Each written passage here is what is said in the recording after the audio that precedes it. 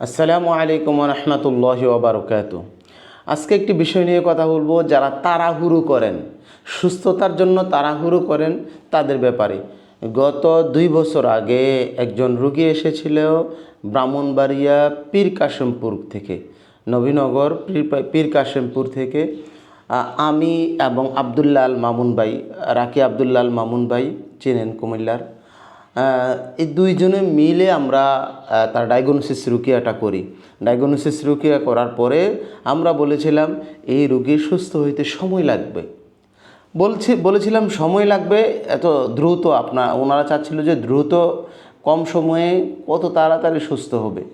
আমরা বলছিলাম কখনোই না, এটা রোগটা অনেক জটিল, কিন্তু এটা সময় লাগবে, সময় দিয়ে চিকিৎসা করতে হবে, তাহলে আপনার সুস্থতা আশা করি ইনশাল্লাহ সুস্থ হবে। কিন্তু ওনারা কি করলো, আমাদের কাছে চিকিৎসা না নিয়ে শর্টকাট চিকিৎসার জন্য বিভিন্ন তান্ত্রিক, কবিরাজ এবং যারা মুখরোচক কথা বলতে পারে যে এখনই সুস্থ হয়ে যাবে, একটু পরে সুস্থ হয়ে যাবে, 2 দিনে সুস্থ হয়ে যাবে, 1 সপ্তাহ সুস্থ হয়ে যাবে। ঢাকা কেরানীগঞ্জে নিয়ে গেছে একজনের কাছে, উনি বলছে 24 ঘন্টায় সুস্থ হয়ে যাবে এবং লিখিতও রাখছে। লিখিত রাইখা কী লাভ হয়েছে? ওনারা গিয়ে ধরতে পারছে? উনি গত 2 বছরে কত হাজার টাকা, হাজার না, লক্ষ, উনি 2,32,000 টাকা প্রায় খরচ করেছে আমাকে বলতেছে, বুঝছেন? তারপর এখন শেষমেশ আবার আমার কাছে এসেছে। যদি ওই সময় থেকে, এই 2 বছর আগে থেকেই যদি আমাকে সময় দিত, আমি আশাবাদী ছিলাম এত সময় লাগতো না, অতি দ্রুতই সুস্থ হয়ে যেত। আপনারা যারা তাড়াহুড়ো করেন সুস্থতার জন্য, যারা গ্যারান্টি দেয় যে 2 দিনে 1 দিনে সুস্থ হয়ে যাবে, কখনো না।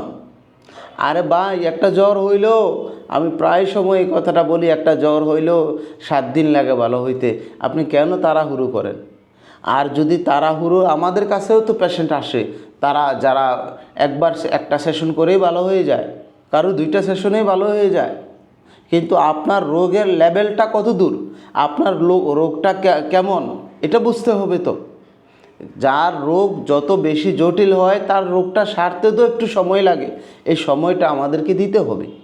যদি সময় দেওয়ার মন মানসিকতা থাকে তাহলে আমাদের কাছে আসবেন, না হলে আপনি আসতেছেন, আইসে একটা সেশন করে ভালো হয়ে যাবেন এমন মন মানসিকতা, কিন্তু আপনার রোগটা যদি অনেক জটিল হয় তাহলে কখনোই এর দ্বারা সুস্থতা সম্ভব নয়।